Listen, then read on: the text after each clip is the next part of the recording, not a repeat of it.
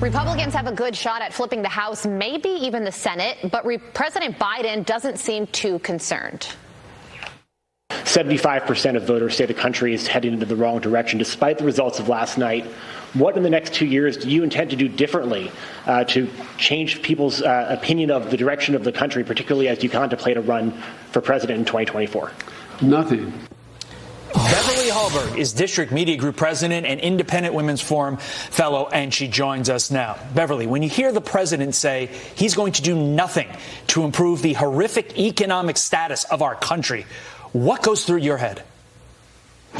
What goes through my head is he thought that Election Day was a victory lap that he could take because of the results. But look, while he was having a good day with the press yesterday and did have some reason to, Democrats did do better than expectations.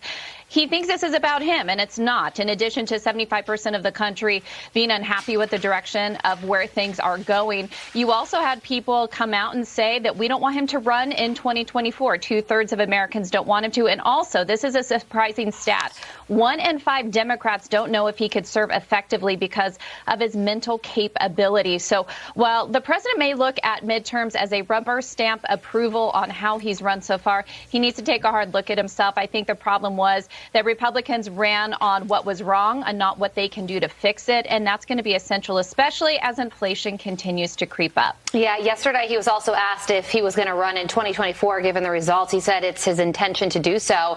But then there's a progressive group that launched a Don't Run Joe campaign in New Hampshire, warning we cannot risk losing in 2024. We shouldn't gamble on Joe Biden's low approval rating.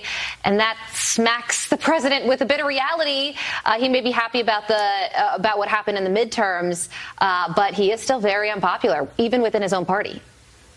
Very unpopular, and this is something Democrats are going to have to really wrestle and figure out whether or not they're going to come behind him.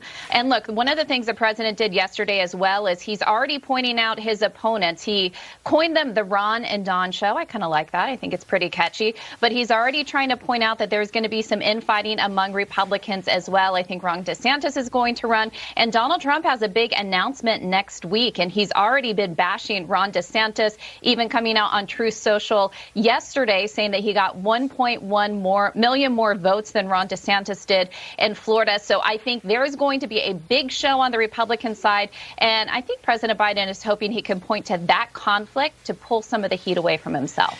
Beverly, in your earlier answer, you mentioned Joe Biden's mental status. My retort to you is, when has that stopped Democrats before, including now? MSNBC host Katie Tur speculating that Pennsylvania Senator-elect John Fetterman could run for president someday. Listen to this. Fetterman as a nominee at some point for president. I know there's some variables, obviously.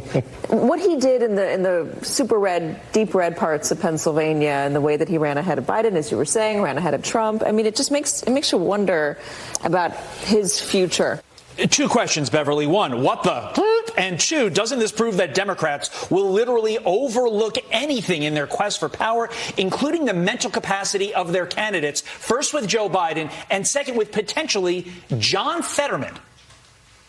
Yeah, I'm wondering if the COVID wardrobe of casual leisure wear has prepared people for a hoodie as a president. I'm not quite sure about that. I think a lot of people have wondered what happened in Pennsylvania. But one of the things I think we could point to is there were so many early votes that were cast in that state way before the debate happened that he had between he and also Oz, so Mehmet Oz, in that campaign. So I think the early votes change things, but I also think it does point to that many Democrats are just going to vote for the D. It doesn't matter who it is. They don't want Republicans, and I think it shows how polarized our society is. But I'm hopeful that as we continue with elections, and hopefully debates will continue. Debates do matter so much, and as the economy continues to be a major issue, that people will vote for candidates who can really help their pocketbook and help other areas of life. I don't see Fetterman making a run for president, but who knows? I also didn't think he could win the Senate. Yeah, there was a lot of ticket splitting on the Republican side, too,